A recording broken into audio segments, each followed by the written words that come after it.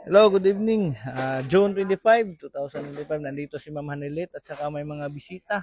Nagpa-picture kay Ma'am. Eh, ang swerte nila na nandito si Ma'am Hanilit. At thank you sa bahay ni Tatay. At least palagi tayo nakapunta dito. Pero minsan, minsan hindi tayo. Mga kasakit na to. Ma'am, salamat. At least, Ma'am. Una sa akong kasakit. The presence of God. Heavenly Father, we praise and thank you, Lord, for this day that you have given us, O Lord. Father, O God, in the midst of all the difficulties, O Lord, sa kabugat sa among dugan, O Lord, we continue to thank you, Lord God.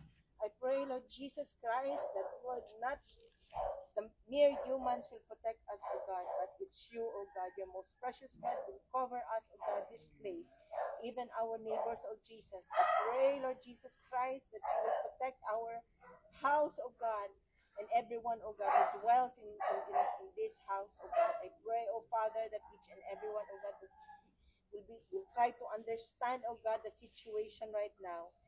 We acknowledge, O God, that they support us, O Lord. I pray, O Lord, na masabot unta sila, Lord, that this is a subdivision, O God, and Lord, there are other people who needs rest, O Lord. Father Almighty, I pray that you would instill in their hearts, O God, that their support cannot only be shown, O God, by coming here, O God, but through prayers also, Lord. I could have appreciated them more, O God, every time that they come here, Lord God, na mag-ampo unta sila, Ginoo, Lord. And Lord, that dili sila mag-away-away, Ginoo.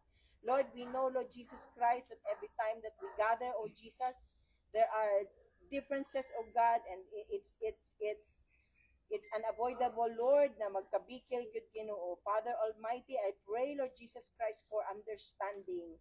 We pray for understanding in the hearts of everyone, O Lord. We pray for understanding, O God, sa amo ang mga silingan, O God. We pray for understanding, Lord God, sa mga volunteers, O God, and for the supporters, O Lord.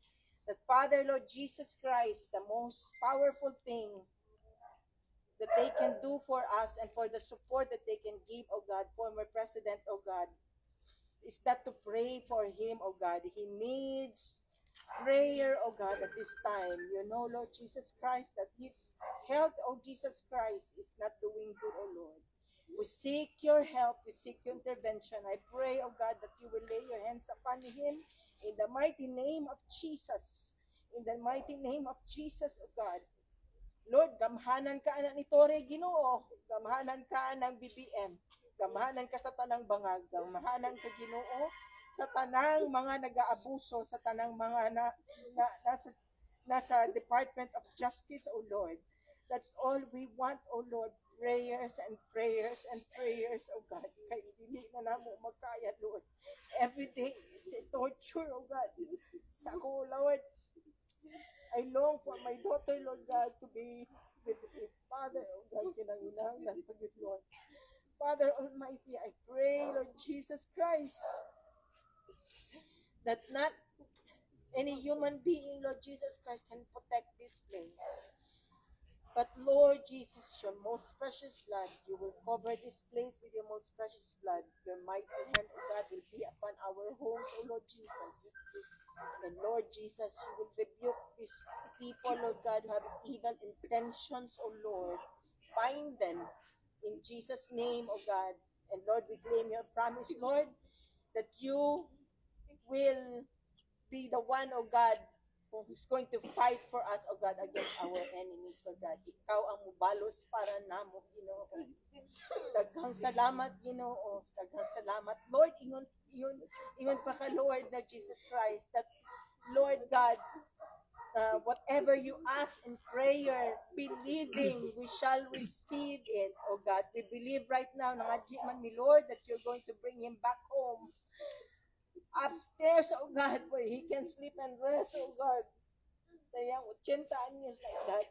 Father Almighty, we claim that, oh Jesus. We claim that, oh Lord.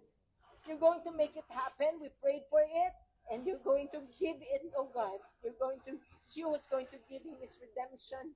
It's you who's going to give him his salvation. It's you who's going to save him and deliver him, oh God, from evil. You will bring him back home. And for that, oh God, we thank you because we prayed for it. Thank you, Lord. Thank you, Jesus. Thank you, Lord. We give you back all the praises, all the glory and honor of God. Thank you, Heavenly Father. Thank you. In Jesus' name we pray. Amen. Amen.